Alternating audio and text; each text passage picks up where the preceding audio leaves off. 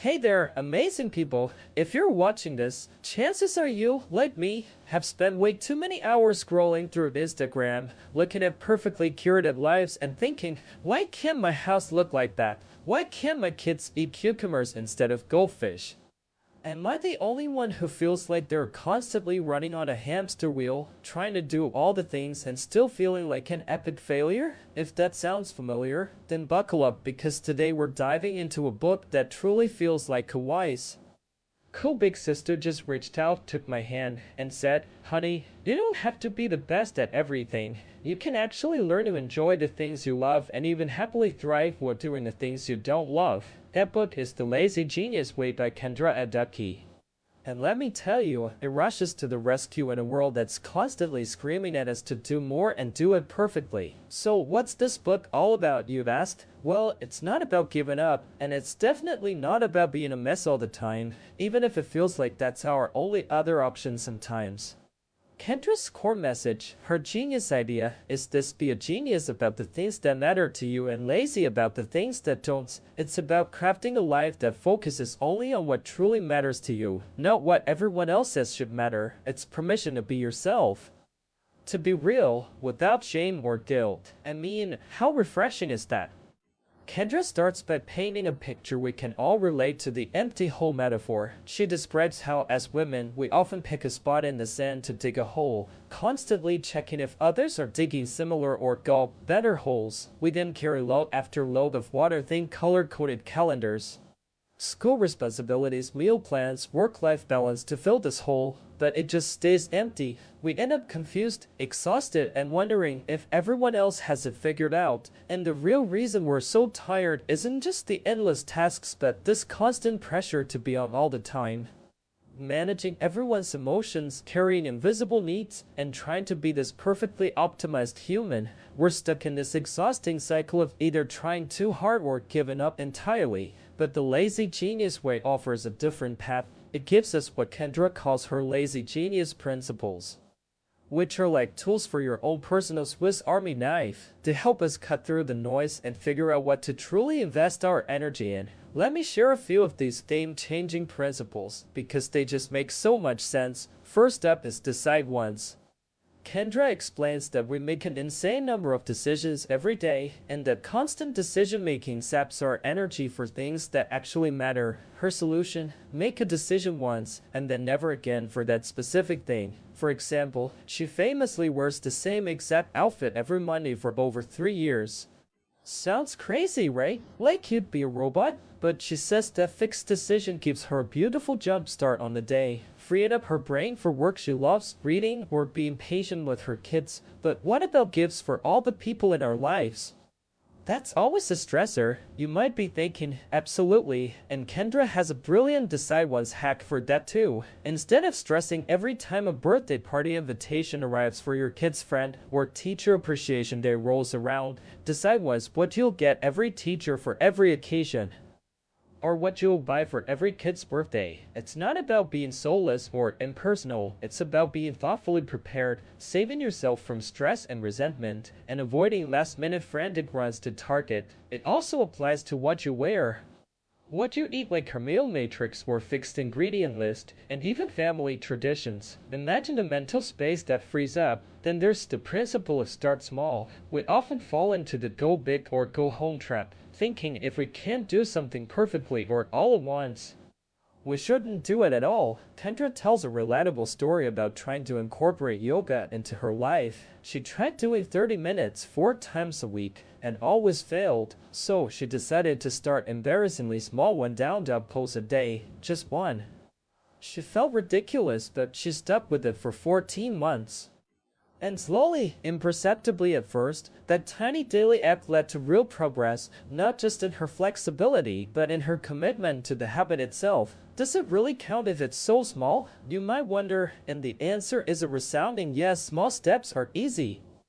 Easy steps are sustainable, and sustainable steps keep you moving. It's about movement, not necessarily a grand finish line. It's like the stonecutter who hammers a rock 100 times without a crack, but at the 101st blow, it splits in two. It wasn't just the last blow, but all that had gone before. Small steps are doing invisible work, and they absolutely count. My personal favorite, and truly a magic tool, is Ask the Magic Question. This question is, what can I do now to make life easier later? It's about tending to the necessary before it becomes urgent. Instead of playing whack-a-mole with all the urgent tasks popping up, you're setting up dominoes. You make one simple choice now, which leads to another, creating a predictable order in your day. Kendra gives the example of the after-school snack platter. Before she even leaves to pick up her kids, she piles a big plate high with snacks. This simple act creates a domino effect. Kids are less cranky, they put their backpacks away faster, and the transition to homework is smoother. It's about being one step ahead so you're not constantly putting out fires.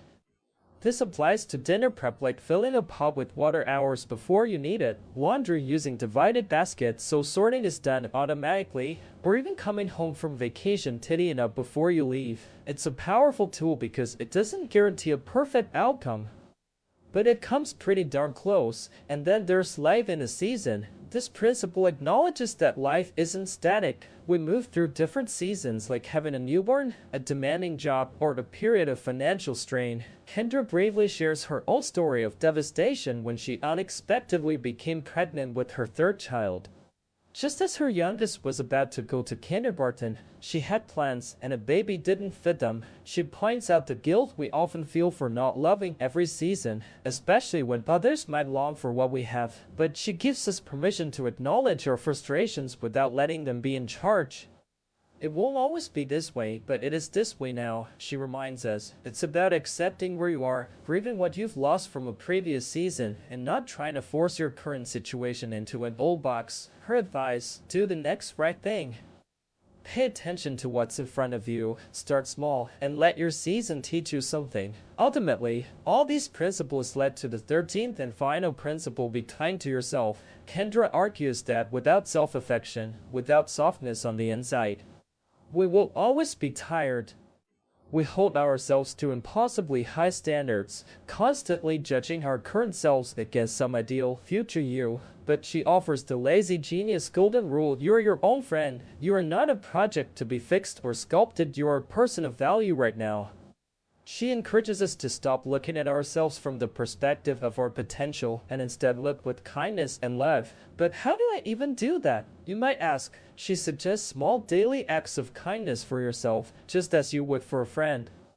It's not about forcing yourself into habits you dislike. It's about doing something that truly feels like a gift to who you are today. It could be sitting in silence, reading a novel without justification, or taking a nap. It's also about reflecting on who you are becoming, celebrating the small moments of growth instead of always focusing on where you're not yet. And crucially, celebrate everything: big triumphs, small victories, hitting a word count goal, getting through a tough week without yelling. She says celebration is never a burden because you are not a burden.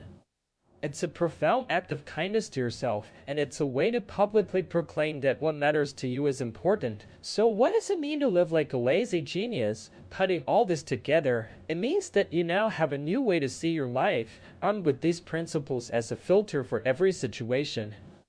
It starts with knowing what matters to you. You can do this through global reflection, sitting down and listing what lights you up, genius, and what weighs you down, lazy. Or if that's too much, just be mindful in the moment. Notice what frustrates you, what triggers a negative response, and apply a lazy genius principle to that one thing. For example, Kendra found that for her, so much of what mattered revolved around her home feeling welcoming and connected to her people: music, food, comfort, laughter. That became her filter. I want people to feel safe and at home with me. This changed everything, guiding her decisions on what to prioritize and what to let go of. Ultimately, the lazy genius way isn't about giving you a new list of things to do. It's about giving you a new way to see what you're already doing and how to do it in a way that truly serves you. It's a guidebook for adulting that empowers you to name what matters, ditch what doesn't, and find a life full of both productivity and peace. So my advice to you is this: don't feel guilty about what matters to you. If it matters, it counts. And most importantly, remember Kendra's profound final message: you are loved, you are seen, you are enough. You can stop trying so hard, stop striving, and just be. Grab a copy of this book, Take one principle that resonates and just start small. You might just find yourself moving closer to your deepest identity and shedding all that's been weighing you down. You deserve that peace.